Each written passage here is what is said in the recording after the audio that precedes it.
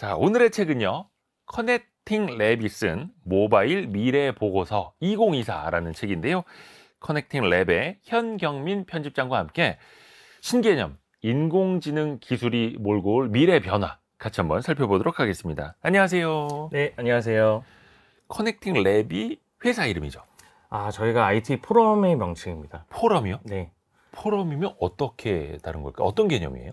저희 실제로 그 IT 기업에서 종사하는 이제 실무자들이 모여서 만든 포럼이고요. 일종의 이제 뭐 연구나 아니면 스터디를 위한 단체라고 보시면 될 것 같고, 실제 뭐 통신사라든가 뭐 제조사나 커머스사나 이제 다양한 기업들에서 근무하시는 분들이 모여서 저희가 포럼을 지금 한 11년째 운영을 하고 있는데요. 와. 거기에서 이제 매년 이렇게 그 IT 트렌드들을 정리를 해서 서적을 발간을 하고 있습니다. 아하, 그러면은 다른 직업을 갖고 계시는 분들이, 네. 다른 직장인을 하시는 분들이 모여서 공부를 하고, 네. 그러면서 그 결과물을 또 내놓는 네, 맞습니다. 전망 보고서. 네, 다 그래서? 직장은 별도로 있습니다. 아하, 편집장님도요? 저도 물론 그 회사를 사랑하는 마음으로 열심히 다니고 있습니다. 자, 그런데 2024년 주제는 생성형 AI로 잡으셨더라고요. 아마 많이들 이제는 좀 들어보셨을 겁니다. 뭐 챗 GPT를 비롯해서 그런 거를 우리가 생각을 하면 되겠죠? 네, 맞습니다. 조금 더 구체적으로 설명을 드리면 네. 생성형 AI는 이제 사용자의 요구에 맞춰서 텍스트나 이미지나 영상 같은 그 컨텐츠들을 비롯해서 다양한 데이터들을 이제 생성해 내주는 네. AI라고 볼 수가 있는데요.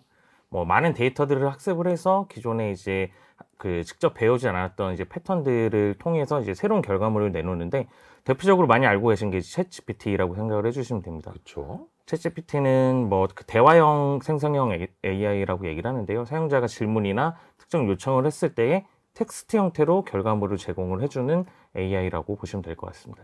그래서 저도 요즘에 잘 써먹고 있습니다. 네. 일목요연하게 보고 싶을 때 뭐 바드라든지 오픈 AI 챗 GPT한테 뭐뭐뭐뭐를 표로 정리해줘. 그럼 마치 이제 엑셀 표지로 이렇게 정리를 해주더라고요. 네, 뭐 표로 정리하고 요즘은 뭐 엑셀로 다운로드 할 수 있게 해줘 하면 네. 엑셀로도 파일을 제공해 줍니다. 편리하게 쓰고 있습니다. 자, 그런데 이 생성형 AI가 그냥 우리 삶을 조금 도와주는 것 정도가 아니라 어떤 비즈니스 구조까지 아예 판도를 바꿔버릴 것이다 라고 전망을 하시더라고요. 네, 맞습니다. 거기에는 크게 한 3가지 이유 정도를 들 수가 있을 것 같은데요. 네. 먼저 첫 번째는 사용자 경험이라고 얘기하는 UX의 혁신입니다. 이 부분은 사실 그 AI 관련된 것 중에서 지금까지 가장 큰 이벤트는 알파고 이벤트가 있었잖아요. 2016년도에 이제 알파고가 바둑 대국을 하면서 그 상당히 전 세계적으로 우리나라뿐만 아니라 이슈가 되었는데, 재밌는 것은 그렇게 그 뒤로 다양한 AI 서비스가 나왔는데 일반인들은 알파고를 비롯해서 다양한 AI 서비스들을 제대로 이용해 본 경험이 없다는 것이에요. 아하. 왜냐하면 이제 AI 서비스가 대부분 전문가들이 이용을 하거나, 그쵸. 내가 뭐 알파고랑 바둑 둘 거 아니었었고요. 그쵸, 알파고를 직접 사용해 볼 수도 없고, 그쵸. 아니면 뭐 휴대폰에 있는 뭐 음성 비서 서비스라거나 이런 것들을 이용을 하는데 사실 이용률이 그렇게 높지 않기 때문에 네. AI 서비스를 경험한 비중이 그렇게 높지는 않았는데, 앞서 말씀하셨던 이제 챗GPT 같은 생성형 AI 서비스는 이용 방법 자체가 워낙 단순하고 그쵸. 간단하기 때문에 많은 사람들이 이용을 하면서 뭐 온라인의 유튜브나 뭐 SNS에 이걸 이용해서 뭐 돈을 버는 방법, 아니면 생산성 개선시키는 방법 등 다양한 경험들이 지금 공유가 되고 있어요. 그래서 이런 UX의 혁신이 첫 번째 이유라고 들 수가 있습니다. 그냥 채팅만으로 네. 다 알아볼 수 있으니까. 단순하게 뭐 검색을 하듯이 아니면 뭐 문자를 보내듯이 텍스트만으로도 다 모든 걸 알아볼 수가 있는 것이죠. 또 다른 이유는요? 두 번째는 확장성이라고 볼 수 있는데요. 확장성. 이것도 어떻게 보면 챗GPT가 아무래도 가장 먼저 시도를 했던 사례이긴 합니다. 챗GPT가 올해 3월 달에 그들의 이제 앱스토어 같은 개념인 그 플러그인 서비스를 내놓았어요. 아하. 챗GPT를 통해서 다른 서비스들을 연결을 해서 서드파티 생태계까지 구축하는 형태로 그 서비스를 확장을 하고 있기 때문에, 그러니까 그 웹 브라우저에다가 네. 기능을 하나 둘씩 붙이면 추가 기능을 쓸 수 있는 그런 걸 맞습니다. 말씀하시는 거죠. 그렇기 때문에 단순하게 이제 생성형 AI가 텍스트만 주고받는 것이 아니라 내가 원하는 정보들을 좀 더 자세하게 얻을 수 있는 이제 확장성을 가졌다라는 것이죠. UX, 그러니까 사용자 경험의 혁신, 그리고 확장성. 또 다른 세 번째 이유는요? 마지막은 생산성이 향상된다는 것입니다. 생산성. 아마 뭐 직접 이용해 보셨듯이 뭐 그쵸. 필요한 게 있으면은 텍스트만으로 원하는 결과를 빠르게 얻을 수 있는 부분들이 있잖아요. 이런 것들이 실제 뭐 이미지를 생성하는 AI도 있기 때문에 이런 그 실제 업무에 적용하게 되면은 이미 뭐 다양한 연구 논문에서도 검증이 되었는데, MIT가 발표한 자료에 따르면은 실제 생성형 AI 서비스를 이용했을 때와 이용하지 않았을 때의 업무 단축 시간이 약 37% 정도 차이가 났고 결과물도 훨씬 더 우수하다라고 결과가 논문으로 발표가 된 적이 있습니다. 그렇죠. 한 대여섯 번 검색해서 뭐 하나를 이제 완성을 해야 됐다면 이제는 그냥 챗GPT나 바드한테 뭐뭐 알려줘 하면은 대여섯 번 검색할 거 한 번에 축약을 싹 해주니까요. 물론 정확도는 좀 별개입니다. 정확도는. 맞습니다. 잠시 후에도 이야기를 하겠습니다만. 자, 우리 이제 키워드를 통해서 한번 하나씩 더 들어가 보겠습니다. 오늘의 책 커넥팅 랩의 모바일 미래 보고서 2024 이것이 궁금하다. 키워드로 풀어볼게요. 첫 번째 키워드, 무한한 콘텐츠의 시대. 무한한, 여기 이제 방점이 찍히네요. 지금 사실 써보신 분들은 아시겠습니다만 시를 대신 써주기도 하고 막 소설을 써주기도 하고 연설문 써달라고 하면 연설문도 써주고 맞습니다. 이제는 그 사진, AI 사진으로 프로필 사진도 만들어주고 거의 끝없이 발전할 것 같습니다. 이게 어디까지 앞으로 활용이 가능할까요? 네, 이미 뭐 많은 정보를 알고 계셔서 제가 말씀드릴 얘기를 다 해주신 것 같은데요. 사실 그 생성형 AI가 각각의 전문 분야에서 활약하는 것들은 너무 사례가 많습니다. 뭐 이미지를 만들어서 미술대회 가서 상을 받고 음악 작곡을 해서 앨범을 만들고 그리고 뭐 책도 마찬가지로 생성형 AI로 나오고 있고요. 근데 지금은 각 전문 분야에 해당되는 AI들이 각각의 따로 활동을 하고 있다라고 하면은 나중에 조금 더 장기적으로 봤을 때 이런 것들이 하나로 모아져서 종합 콘텐츠로 나올 확률이 높습니다. 뭐 예를 들자면은 AI가 시나리오를 쓴 다음에 그 시나리오에 기반에 맞춰서 영상을 생성해내고 거기에 맞는 음성과 음악까지 더해지면은 한편의 영화 같은 콘텐츠, 종합 콘텐츠를 만들 수가 있겠죠. 지금은 아직은 조금 많이 연구가 필요하긴 하지만 멀티모달 기능이라고 해서 뭐 텍스트나 이미지, 영상 같은 그 모든 데이터를 동시에 다루는 이제 기능들이 연구가 많이 되고 있기 때문에 향후에는 이런 종합 콘텐츠 쪽으로도 생성이 가능할 정도로 발전을 하게 될 것 같습니다. 멀티모달. 네. 그러니까 이걸로 여러 가지를 다 할 수 있다라는 거죠. 그렇죠. 뭐 텍스트, 지금은 이제 챗GPT 하면 텍스트만 입력을 하는데 그것만 하는 것이 아니라 이미지 파일도 주고 나중에 뭐 동영상이나 음성 파일도 넣고 해서 내가 원하는 결과를 한 번에 얻을 수 있는 것이죠. 그러니까 내가 쓴 글을 인공지능이 학습을 하고 그걸 바탕으로 어떤 캐릭터가 만들어지고 그 캐릭터가 움직이면서 내가 쓴 글을 대사로 읽고 또 거기에 바탕으로 또 음악까지 만들어서 자기가 노래를 부르고 무한하게. 네, 그래서 그게 이제 최종 형태로 될 것 같다. 종합 콘텐츠라고 아까 표현을 해주신 거고요. 자, 그런데 저도 아직까지는 간혹 이제 검색을 하다 보면 좀 부정확한 것들이 나오더라고요. 그리고 과연 이 데이터를 어디서 가져왔을까? 누군가의 분명 저작권이라든지 이런 게 있었을 텐데 또 윤리적인 면도 좀 있지 않습니까? 앞으로 이 생성형 AI가 커지면 커질수록 또 같이 생각을 해봐야 될 분야이기도 합니다. 네, 상당히 아직은 그 생성형 AI가 이렇게 파급력 있는 서비스로 사용된 지가 얼마 되지가 않았어요. 그래서 반대적인 문제들이 아직 많이 검토가 되고 있지는 않습니다. 그 중에서 이제 가장 대표적인 예라고 할 수 있는 것이 환각 현상이라고 하는 할루시네이션이라는 현상이 있습니다. AI가 좀 어디 약을 하나요? 환각 현상. 네, 그렇게 볼 수도 있겠네요. 마치 그 뭔가의 잘못된 정보를 전달하는 개념인데요.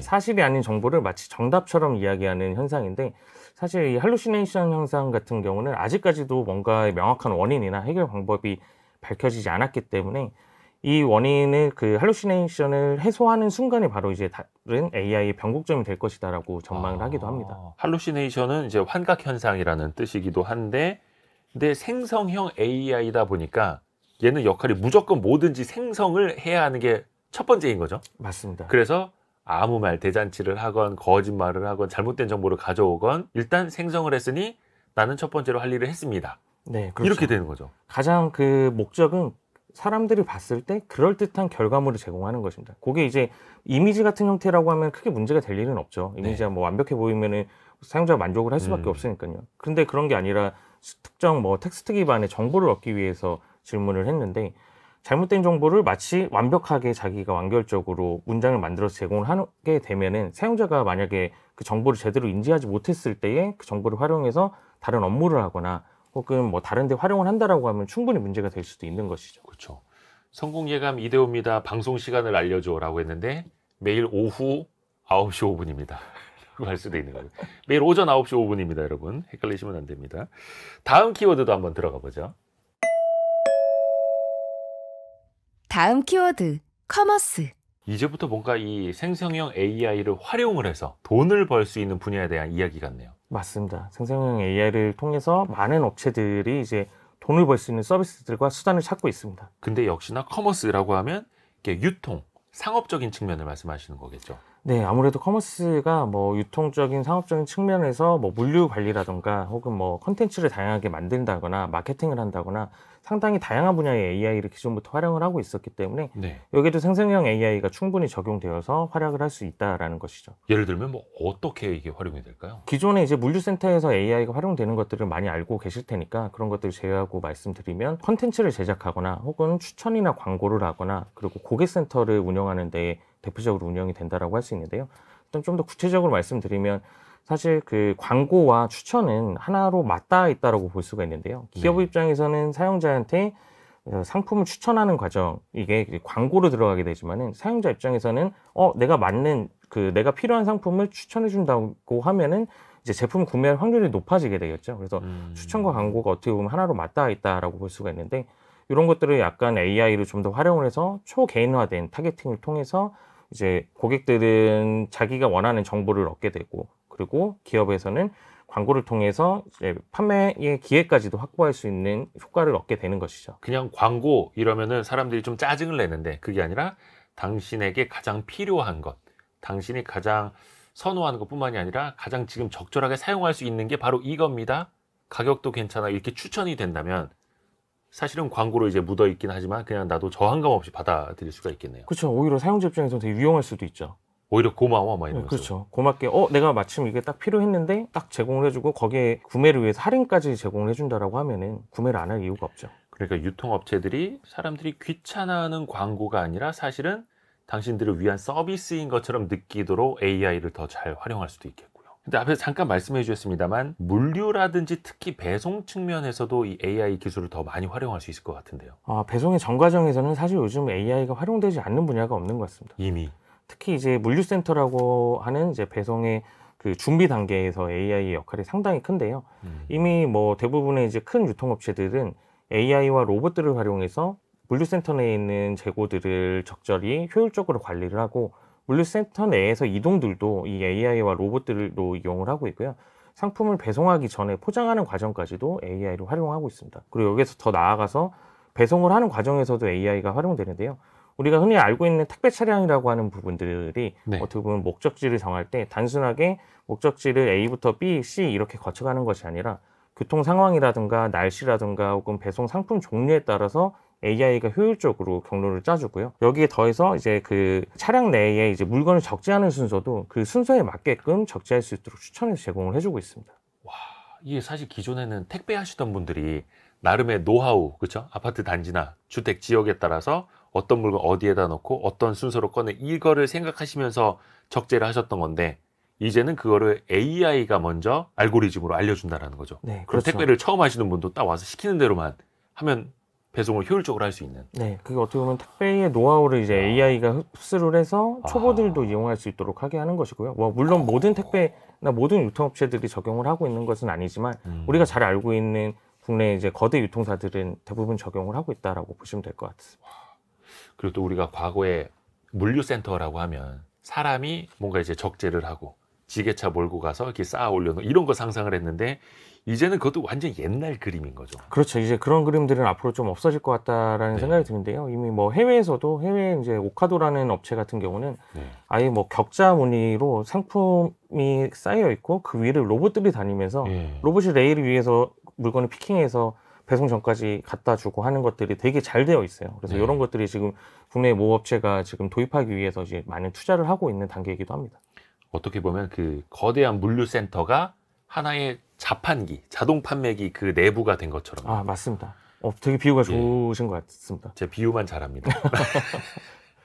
근데 이제 배송, 물류센터까지도 알겠고 그럼 이제 유통업체들이 이거를 앞에서 말씀해 주신 광고뿐만이 아니라 마케팅 측면으로도 활용을 또 잘 할 수 있을 것 같은데요.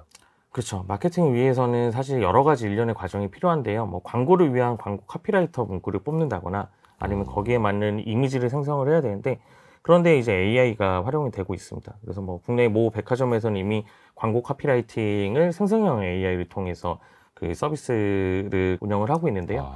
기존에는 뭐 카피 하나를 1차 카피를 뽑는데 한 2주 정도 걸렸던 시간이 지금 뭐 3, 4시간 정도로 단축이 됐다고 할 정도로 네. 상당히 이제 생산성 향상에 큰 도움을 주고 있고요. 여기에 어울리는 이제 광고의 이미지 같은 것들도 생성형 AI로 제작을 할 수 있기 때문에 사실 이런 대형 커머스 업체 말고도 커머스 하면은 사실 뭐 개인 사업자라든가 일반 그 규모가 작은 사업체들이 상당히 많이 있습니다. 이런 업체들은 이미 뭐 이미지 기반의 생성형 AI 이런 것들은 상당히 많이 이용을 하고 있는 추세라고 들었습니다. 야, 이게 한쪽에서는 밥줄 끊기는 소리가 들리네요. 사실 이거 광고 대행사라든지 그 이미지를 제작해주는 디자이너들의 일이기는 한데 이것도 AI로 뚝딱 할 수 있는 거고 내가 마음에 드는 결과물이 나올 때까지 또 원 없이 이걸 돌릴 수 있는 거고요. 그렇죠. 대신에 뭐 일자리가 뺏긴다 뭐 이런 얘기들은 많이 나오긴 있긴 하지만은 사실 뭐 처음에 뭐 PC가 나왔을 때나 스마트폰이 나왔을 때도 그런 얘기 나왔지만 결국 사람들은 더 생산적인 분야로 투입돼서 일을 할 수밖에 없기 때문에 그런 부분들을 걱정하기보단 오히려 지금 어떻게든 잘 활용을 해서 생산성을 높일 수 있는가에 대해서 고민을 하는 것이 먼저일 것 같습니다. 끝없이 같이 고민을 해봐야 되겠습니다. 다음 키워드도 같이 들어보시죠. 다음 키워드, 메타버스. 메타버스라는 표현 참 오랜만에 들어봅니다. 한때 당장 이 메타버스 시대가 올 것 같았는데 우선은 아직도 모르시는 분들을 위해서 메타버스에 대해서 간략하게 먼저 좀 설명 부탁드릴게요. 네, 메타버스는 일종의 합성어라고 보시면 될 것 같은데요. 뭐 가상이나 초월을 의미하는 메타라는 단어와 그리고 세계와 우주 같은 키워드를 의미하는 유니버스가 합쳐진 단어라고 생각을 해주시면 됩니다. 그래서 일반 사람들이 생각을 할 때는 일반적으로 뭐 가상현실이나 증강현실 이런 것들을 떠올릴 수가 있는데요. 메타버스는 가상 공간에서 존재하는 컨텐츠라거나 이런 서비스의 관점으로 해석을 할 수 있을 것 같습니다. 근데 지난 2020년, 21년 당시만 하더라도 와 이거 생각보다 메타버스 시대가 굉장히 빨리 오겠는걸? 그러면서 뭐 각종 포털 회사들, 게임 회사들 다 막 메타버스 만든다고 난리였거든요. 팬데믹 기간이었으니까 비대면 화상회의도 다 이제 메타버스에서 하게 될 거다 막 그랬고 했는데 왜 인기가 갑자기 확 사그라들었을까요? 사실 좀 안타깝기는 한데요. 어떻게 보면 2021년 10월 달에 페이스북의 CEO인 마크 저커버그가 이제 컨퍼런스에 나서면서 우리의 회사 사명을 메타로 변경을 하겠다라고 해서 그쵸. 그때가 어떻게 보면 메타버스의 가장 이제 최고의 그 인기를 구가하던 때가 아니었나 싶습니다. 그 전후가. 그런데 이제 메타버스가 상대적으로 지금 인기가 많이 시들해진 것은 뭐 통계적으로도 많이 볼 수가 있는데요. 구글에서 이제 검색량 트렌드들을 이제 통계로 확인을 할 수가 있는데 메타버스의 검색량이 2023년에 그 전년도에 비해서 80%가 줄었다라고 얘기를 하더라고요. 와. 그 정도로 이제 메타버스에 대한 관심이 빠르게 식었다라고 할 수 있는데 그 이유는 어떻게 보면은 이제 사용자들의 기대치가 점점 올라가는 반면에 메타버스를 즐길 수 있는 컨텐츠라던가 이런 인프라들이 그 기대만큼 빠르게 이제 개발되지 못했다라는 것이 어떻게 보면 큰 이유가 될 것 같습니다. 콘텐츠도 그렇고 뭔가 하드웨어적으로도 그렇고 PC 켜고 화상 카메라 통해서 화상 회의하는 게 이게 무슨 메타버스야. 근데 사실 조금 사람들이 실망을 했던 면도 있는 거고요. 그래서 뭐 VR 기기라든지 각종 이제 하드웨어와 소프트웨어가 결합된 그 세상으로 조금씩은 나아가고 있는데요. 그러면 이게 앞으로 기술 발전은 뭐 시간이 가면서 조금씩 다가오긴 하겠습니다만 과연 이게 메타버스가 어떤 수익이 될 수 있을까? 이게 과연 사업이 될 수 있을까? 비즈니스가 될 수 있을까? 산업이 될 수 있을까? 이것도 같이 한번 생각을 해봐야죠. 메타버스의 이제 수익화를 위해서는 뭐 여러 가지 기술들이 필요하겠지만 지금의 이제 생성형 AI가 가장 큰 도움이 될 것으로 기대를 하고 있습니다. 제가 뭐 몇 가지 사례에 대해서 한번 말씀을 드리겠는데요. 일단 그 메타버스라는 것 자체가 이제 가상 공간에서 존재하는 서비스이기 때문에 그 가상 공간에서 존재하는 컨텐츠들은 전부 다 이제 그 실제로 없는 가상의 이미지 특히 뭐 3D 이미지 이런 것들로 이제 만들어지기 마련입니다. 그래서 이런 그 콘텐츠들을 얼마나 더 많이 품질이 높게 제공하느냐에 따라서 이제 몰입도가 높아지게 되고 사용자들의 만족감이 높아지게 되겠죠. 그래서 이런 것들을 어떻게 보면은 생성형 AI를 통해서 생성을 할 수 있다라는 것인데 이미 뭐 텍스트 한 줄이나 그 2D의 이미지를 제공하는 것만으로 1분 내에 그 3D 이미지를 만들어주는 기술들이 상당히 여러 회사에서 나와 있는 상태입니다. 아, 그냥 2D 이미지만 넣으면 이걸 3D로 만들어준다고요? 네, 그게 한 1분 정도밖에 시간이 걸리지 않는다라고 하더라고요.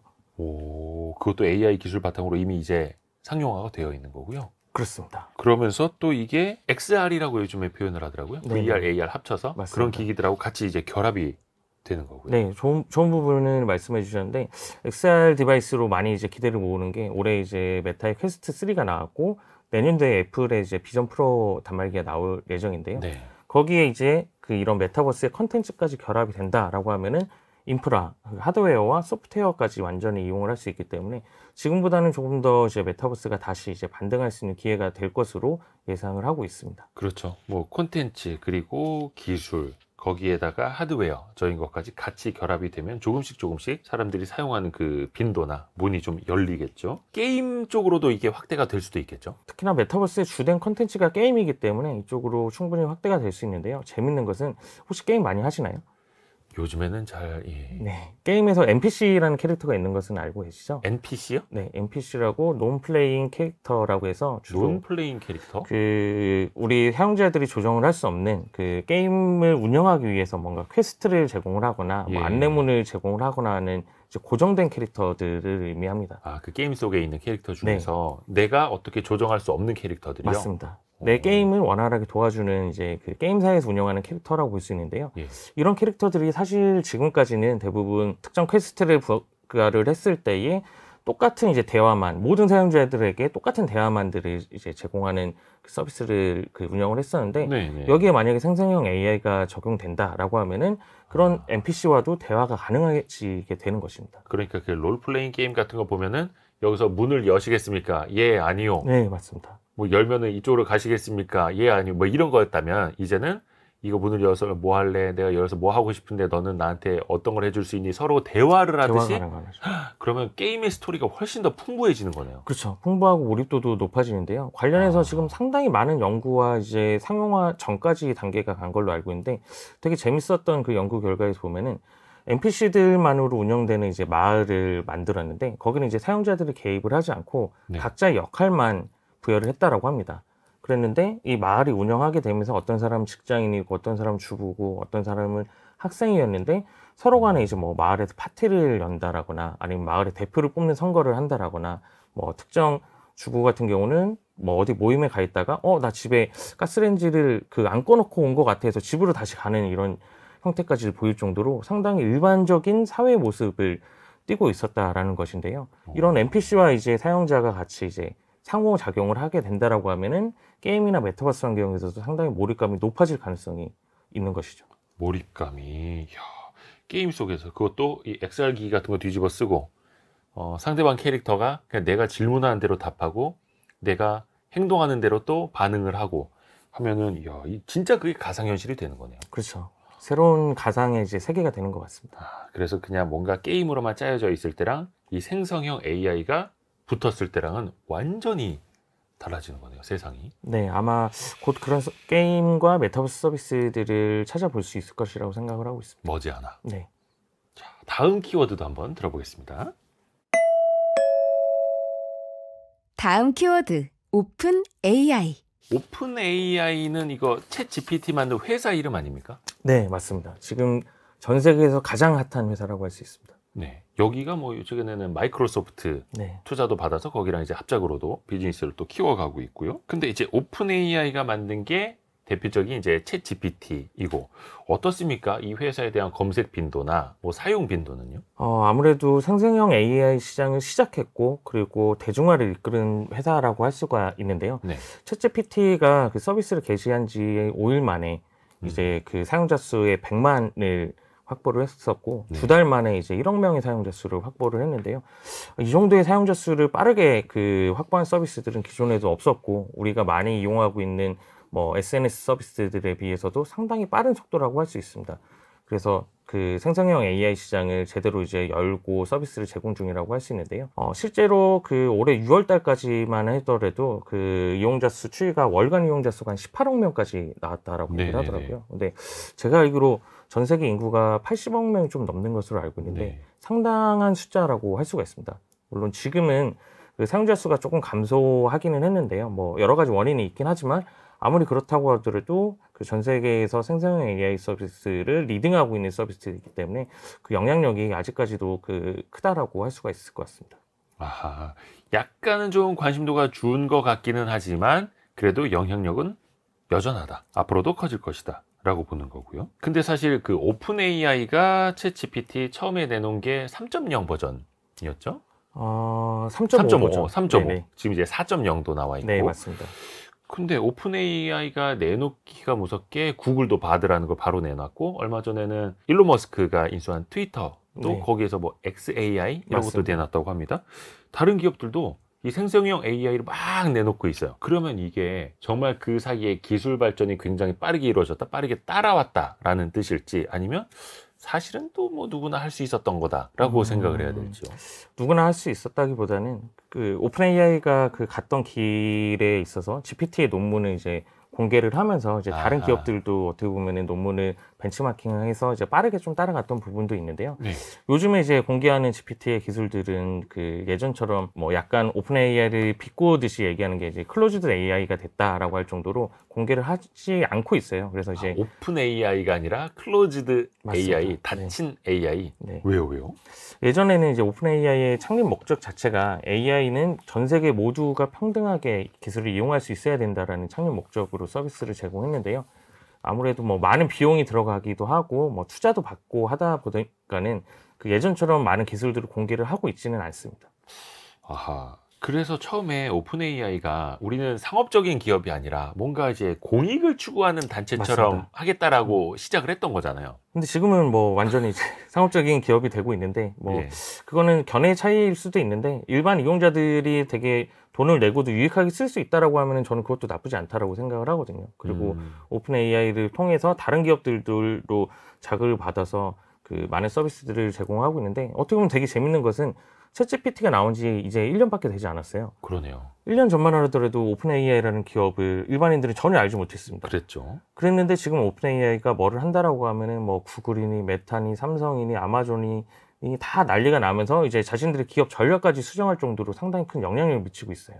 그래서 이런 것들을 어떻게 보면은 과거처럼 그 목표를 가지고 있지는 않다고 하더라도 전 세계에 미치는 영향력과 기술의 발전 속도를 리딩하는 부분에서는 충분히 기여를 하고 있다라고 생각을 하고 있습니다. 그리고 또 이게 원래 취지를 살리려는 건지 뭔지는 모르겠습니다만 챗 GPT도 무료 버전을 항상 운영을 하기는 하는데 다만 유료 버전보다는 이제 한 단계 낮은 걸 네. 공개하는 그런 식으로 가고 있죠.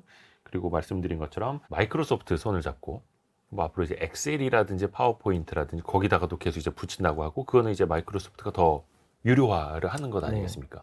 그건 이제 그냥 대놓고 상업적으로 이제 간다라는 거고요. 그렇죠. 아무래도 그럴 수밖에 없는 것이 그 오픈 AI의 어떻게 보면 하나의 단점이라고 볼 수가 있는 게 오픈 AI 기술력은 전 세계적으로 검증이 되었습니다. 그런데 오픈 AI가 잘 보면은 들고 있는 그 서비스가 없어요. 단순하게 지금 챗GPT만 적용이 되고 있는데 뭐 예를 들어 구글 같은 경우만 하더라도 바드를 기준으로 지메일이나 혹은 뭐 그 온라인에 그 작업을 할 수 있는 협업 툴이나 지도나 여러 가지 서비스들 연결을 할 수가 있잖아요. 그래서 결국은 이 완성된 기술력을 어떻게 사용자들에게 사용할 수 있게 전이를 시키느냐가 그 관건인 건데 이런 것들을 어떻게 보면 마이크로소프트와 손을 잡았고 양사의 그 서로의 이제 이득이 되는 과정이라고 볼 수가 있는 것이죠. 그러니까 단순한 채팅을 넘어서 뭔가 생성형으로 할 수 있는 것들이 많아야 되는데 채팅 창에만 머물 수는 없는 그렇죠. 거고요. 근데 그 말씀하신 구글의 바드 그리고 얼마 전에 XAI 네. 그 일론 머스크가 인수한 그 트위터를 통해서 계속해서 경쟁작들이 이제 선보이고 있습니다. 그러면 오픈 AI가 만든 챗 GPT랑 과연 차별성이 있을까? 어떤 게 더 좀 우수할까? 이것도 좀 어떻게 비교해 볼 수가 있을까요?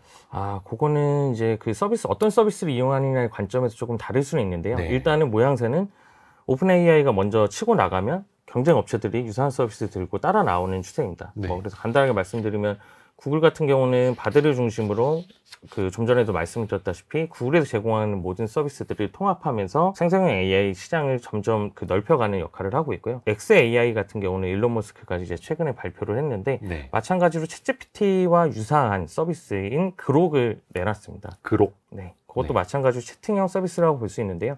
그록의 차이점이자 이제 특징이라고 할 수 있는 것은 그 뒤에 예전에 이제 트위터, 지금 이제 서비스명이 X로 바뀌었죠. 예. X와 연동이 되어 있다는 것인데 이 X 같은 경우가 보면은 그 실시간의 모든 뉴스들이 다 올라오는 어떻게 보면은 하나의 큰 플랫폼이라고 할 수가 있습니다. 뭐 뉴스에서는 바로 다루지는 않지만 그 플랫폼상에서는 사람들이 얘기를 하고 있는 것이죠. 예를 들면은 저 같은 경우가 예전에 이제 X에서 검색이 되었을 때 출근 시간대에 뭐 전철을 타고 간다. 그래서 전철의 속도가 왜 이렇게 느리지? 하면은 그 그 X에서 검색을 해보면은 뉴스에서는 나오진 않지만 전철 그 몇 번째 사고가 났다라는 것들을 더 빠르게 정보를 얻을 수가 있었어요. 그러니까 기자들이 출근하기도 전에, 그렇죠. 기사화되기도 전에 시민들의 SNS를 통해서 더 빨리 알 수 있는 세상이니까요. 맞습니다. 그래서 그런 데이터들까지도 활용을 하고 X와 통합을 하고 있다는 것이 어떻게 보면은 가장 큰 특징이라고 할 수 있고요.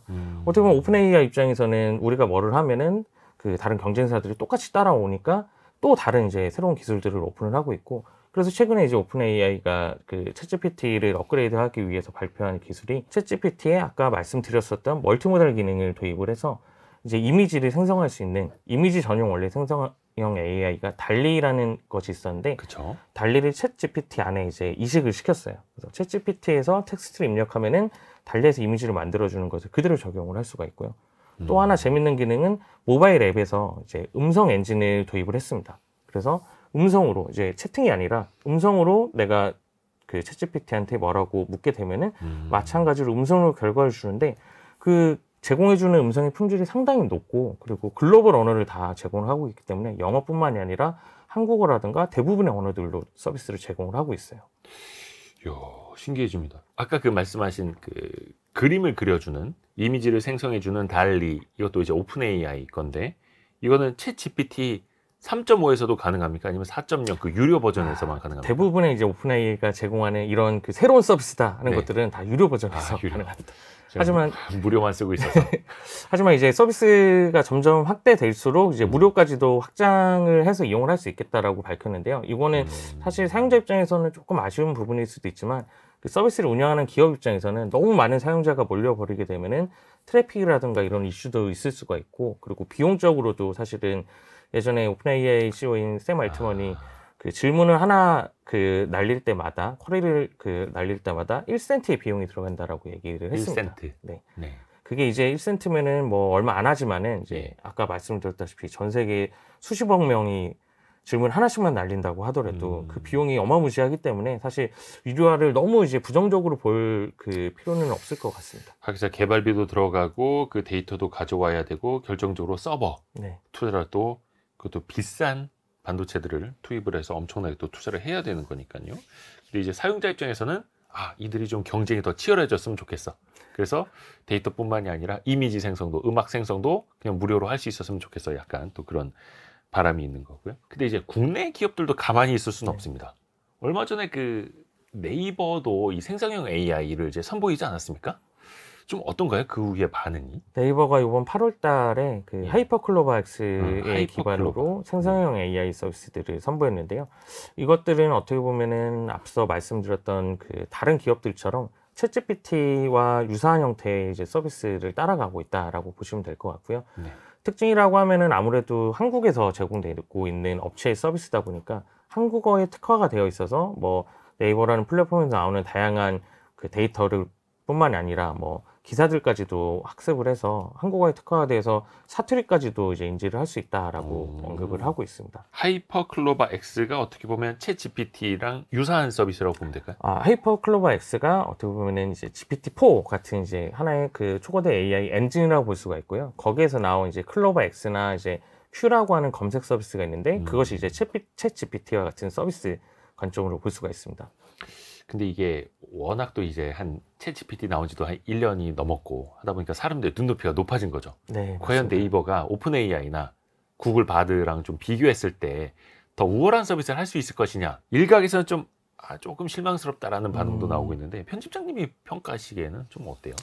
사실 그 단점이라고 할 수 있는 게 서비스 운영 기간이 너무 짧아요. 아직 사실- 얼마 안 됐죠. 네. 예. 챗GPT 같은 경우는 1년 동안 운영해서 거기에서 나온 데이터로 계속 재학습을 해서 엔진이 고도화된 것인데, 지금 뭐 네이버의 엔진은 오픈된 지가 얼마 되지 않았기 때문에 일단은 어느 정도의 시간이 필요한 것은 사실이고요.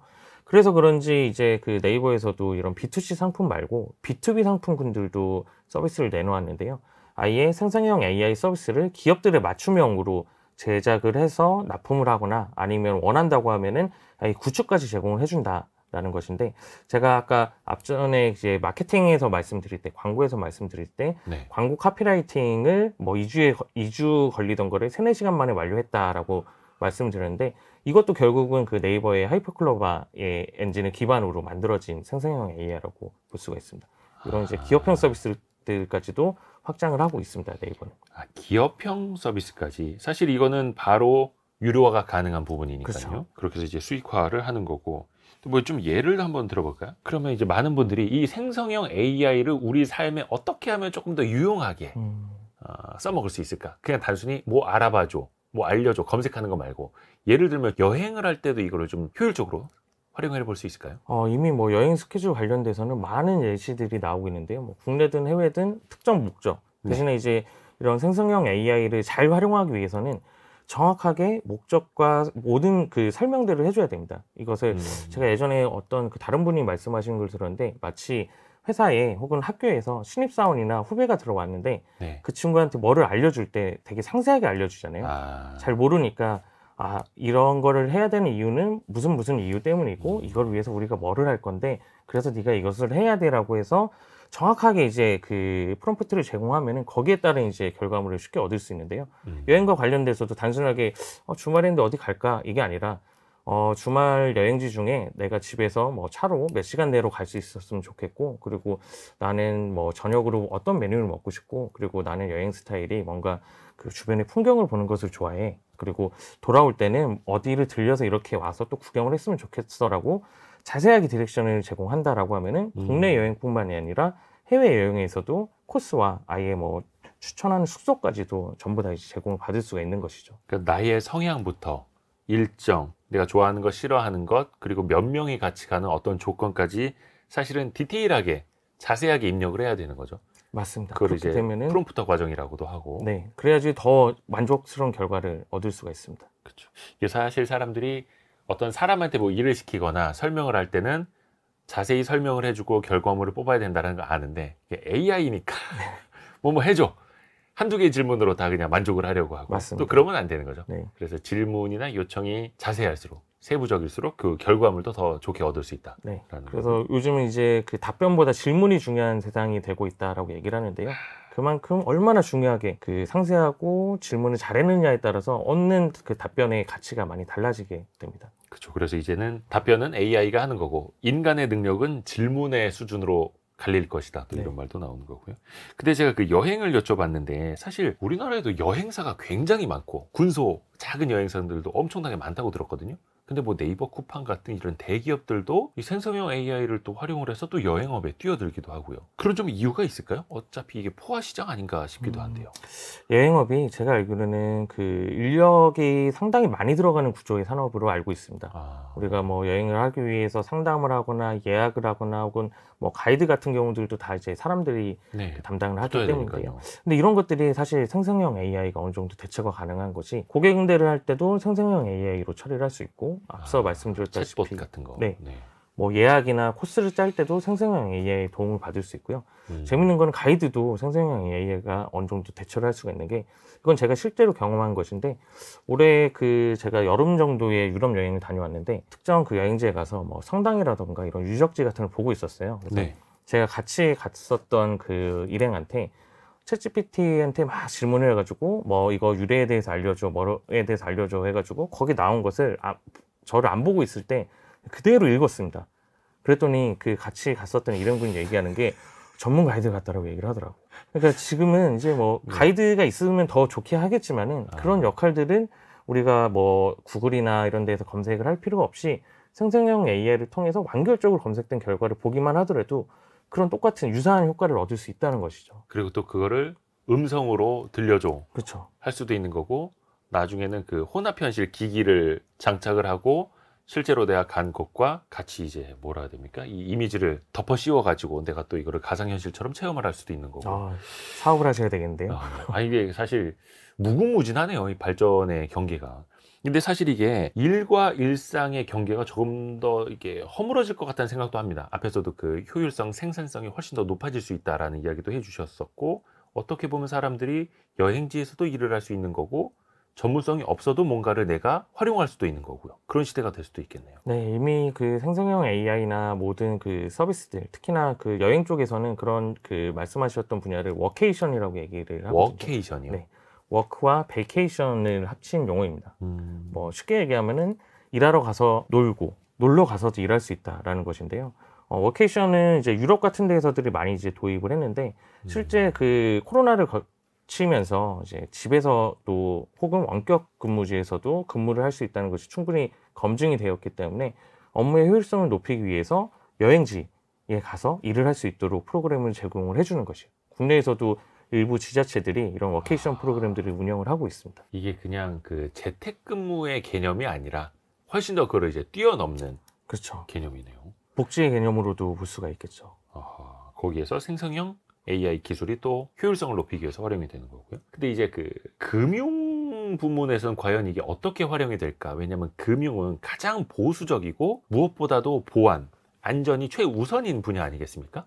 근데 대기업들도 점점 더 이제 간편 결제 시장으로도 가고 있는데 과연 이 금융을 생성형 AI랑 이렇게 붙일 수 있는 분야는 어디가 있을까요? 상당히 여러 분야가 저는 있을 거라고 생각을 하는데요. 그래요? 일단은 몇 가지 말씀드리면 가장 단순한 것은 앞서도 뭐 커머스나 뭐 광고 쪽에서 말씀드렸다시피 뭐 광고가 적용되지 않는 분야는 없습니다. 그 중에서 금융 광고가 상당히 많은 광고액이 지출되는 분야인데요. 고객들을 모객하기 위해서 다양한 이제 광고들이 집행되는데 생성형 AI를 이용하거나 그리고 고객 지원, 고객 응대 업무가 상당히 중요한 분야가 금융 분야입니다. 뭔가 카드를 만들었을 때에 혹은 뭐 은행에서 상담을 한다 이랬을 때에 단순하게 이제 챗봇 서비스가 아니라 조금 더 사람들이 대화하기 편한 생성형 AI가 적용될 수도 있는 것이고요. 그리고 조금 더 이건 미래지향적으로 볼 수도 있는데 제가 예전부터 상상을 했던 분야이긴 한데 아직 뭐 이런 서비스가 되지는 않을 것 같긴 하지만 네. 단순하게 생성형 AI를 통해서 음성으로 명령하는 것만으로도 지급결제를 처리가 할 수 있게끔 개발도 가능합니다. 네. 뭐 예를 들어서 지금이야 뭐 결제라든가 혹은 이체가 상당히 많이 단순해졌잖아요.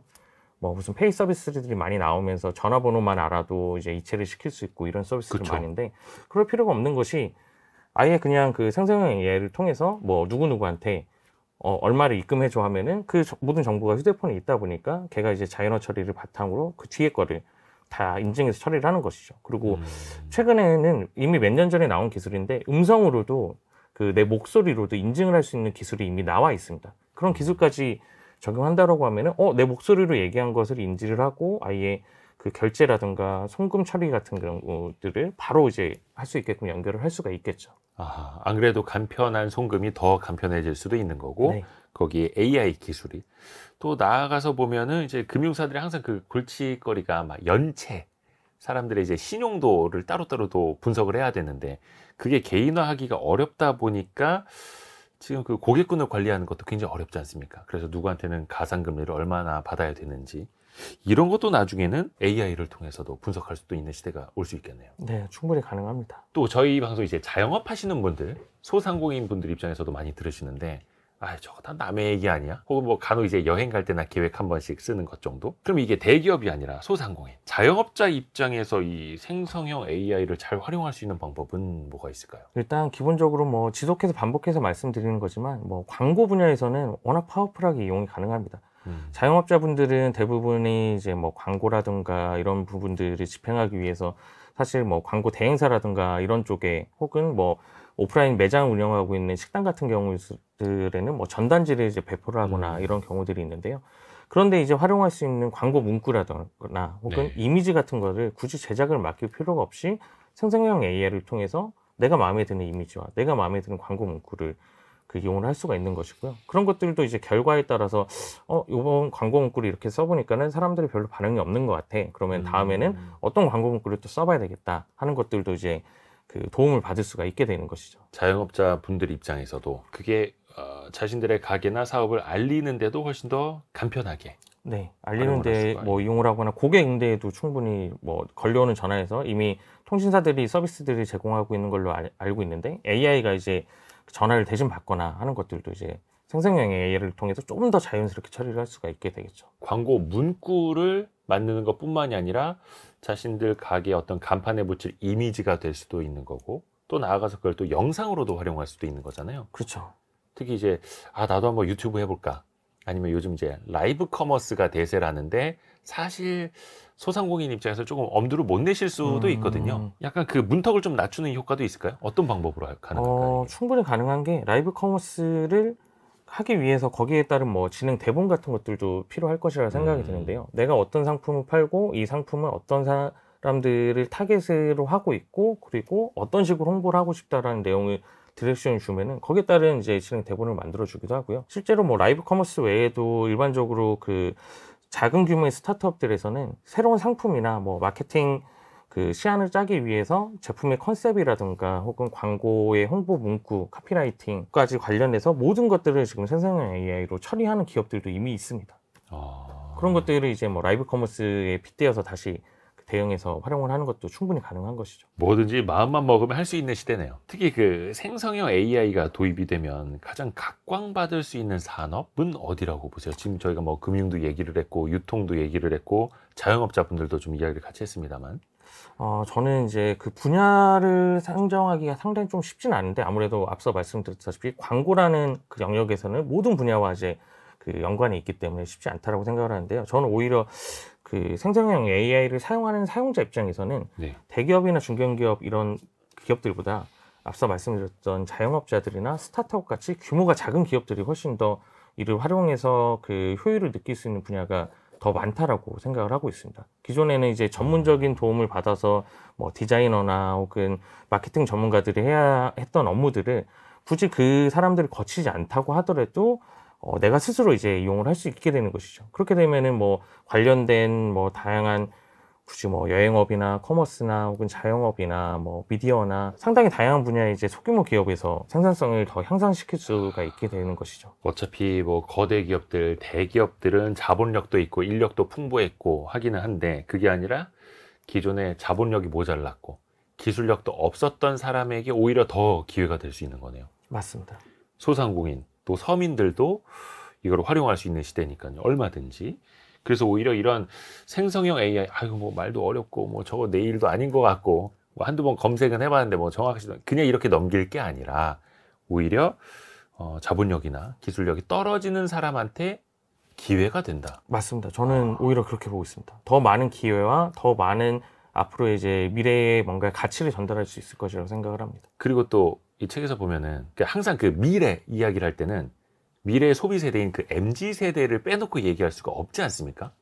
MZ 세대에게는 이 생성형 AI 기술이 또 어떻게 활용이 될 수 있을까요? 이제는 MZ 세대를 이야기하기보다는 예. MZ 세대 이제 밀레니엄을 조금 뺄 때가 된 것 같고요.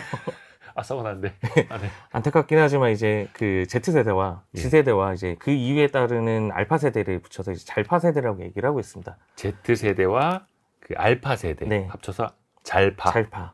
그래서 이제 잘파 세대를 어떻게 공략하느냐에 따라서 이제 향후 뭐 10년, 20년의 이제 미래가 결정될 수 있다라고 판단을 하는데요. 네. 이 잘파 세대의 특징들은 지금의 이제 그 기성세대들이 이야기가 상당히 좀 어려운 부분들이 있는데, 이들은 이제 학교를 다니면서 코로나라는 과정을 겪으면서 온라인으로 수업을 듣고 네. 메타버스에서 뭐 게임도 하고 그리고 생성형 AI도 그 연령대가 어린 분들이 많이 이용을 하고 있어요. 그래서 학교 숙제할 때도. 네, 경험들이 기존의 기성세대들은 이걸 어떻게 쓰지 하고 생각하고 있을 때 그들은 자연스럽게 사용하고 있어서 경험들이 엄청 누적되어 있습니다. 그래서 이들이 나중에 이제 사회에 나와서 이제 새로운 서비스를 만든다라고 했을 때는 기성세대들은 상상하지 못했던 서비스들을 내놓을 수 있는 확률이 상당히 높죠. 그러니까 그 밀레니얼 세대가 태어나 보니 뭐 그냥 컬러 TV, LCD TV가 있었던 것처럼 잘파 세대는 그냥 태어나 보니 스마트폰이 있었고 생성형 AI가 있었고. 그렇죠. 스마트폰도 이제 넘어가는 것이죠. 생성형 AI가 있는 것이죠. 그렇죠. 생성형 AI가 있는 디바이스와 없는 디바이스, 또 이걸 활용하는 사람과 활용하지 않는 사람으로 이제 쫙 나뉠 수도 있겠네요. 자, 마지막으로 저희가 심쿵 한방도 준비했습니다. 오늘의 심쿵 한방. 커넥팅 랩의 모바일 미래 보고서 2024. 핵심 구절을 한 방에 정리합니다. 그 어떤 때보다 AI 기술 활용도가 폭증하는 시기가 도래할 것으로 예상된다. 개인도 AI를 활용하는 정도에 따라 업무 능력에서 격차를 나타내는 시대가 올지 모른다. 그러니까 모두가 그 AI 기술에 뭐 밀려버린다, 아니면 이게 신기한 기능이 나왔다 정도가 아니라 이 AI 기술을 어떻게 활용하느냐에 따라서 업무 능력에서 격차가 벌어질 수 있다는 거네요. 이런 이야기 어떤 분들이 좀 새겨들어야 될까요? 사실 뭐 확대하면 모든 사람들이 다 이용을 해야 된다라고 생각을 하고 있습니다. 뭐 사실 뭐 스마트폰이나 PC 같은 경우들도 지금 모든 사람들이 당연하게 이용을 하고 있잖아요. 그런 것처럼 생성형 AI도 하나의 소프트웨어로 그렇게 이용될 확률이 높다라고 생각이 되어집니다. 그래서 이것을 이용하냐 이용하지 않느냐에 따라 여러 차이가 나오는데요. 제가 갑자기 생각나는 게 최근에 봤었던 그 어떤 기사 중에 그 대부분의 이제 기사들을 보면은 사진을 찍지 않았을 때는 해당 이미지는 본 기사와 관련이 없습니다고 창조 네. 이미지를 넣게 됐잖아요. 그렇죠. 근데 제가 봤던 그 기사에는 그런 것이 아니라 해당 이미지는 생성형 AI로 만들어진 이미지입니다라고 해서 이미지가 들어가 있더라고요. 그 기사 내용과 비슷하게 아예 생성을 해버리는. 그렇죠. 그러니까 어떻게 보면은 이렇게 발빠르게 이용하시는 분들은 이제 뭐 컨텐츠의 이제 품질의 차이가 나올 수밖에 없는 상황이고 네. 그렇기 때문에 뭐 모든 사람들이 한 번씩은 한 번보다는 뭐 여러 번 이용을 하면서 그 이용 방법을 숙지하시는 게 아무래도 본인의 업무 능력이라든가 삶을 조금 더 그 편리하게 이용하는 데 도움이 될 것이라고 생각을 하고 있습니다. 혹시 마지막으로 이 돈의 흐름도 좀 달라질 수 있을 것 같거든요. 투자처 이것도 좀 달라질까요, 미래에는? 제가 뭐 투자 전문가는 아니라 섣불리 말씀드리기는 좀 어렵긴 하지만요.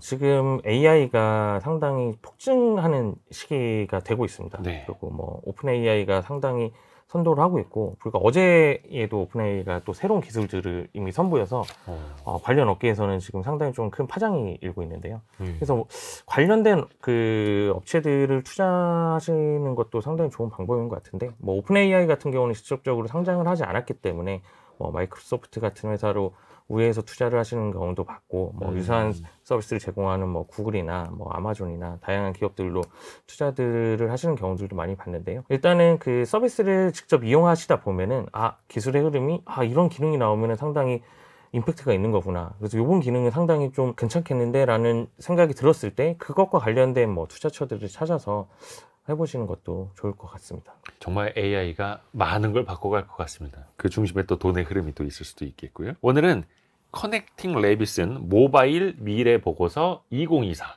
이 책을 커넥팅 랩의 현경민 편집장과 함께 읽어봤습니다. 오늘 말씀 고맙습니다. 네, 감사합니다. 감사합니다.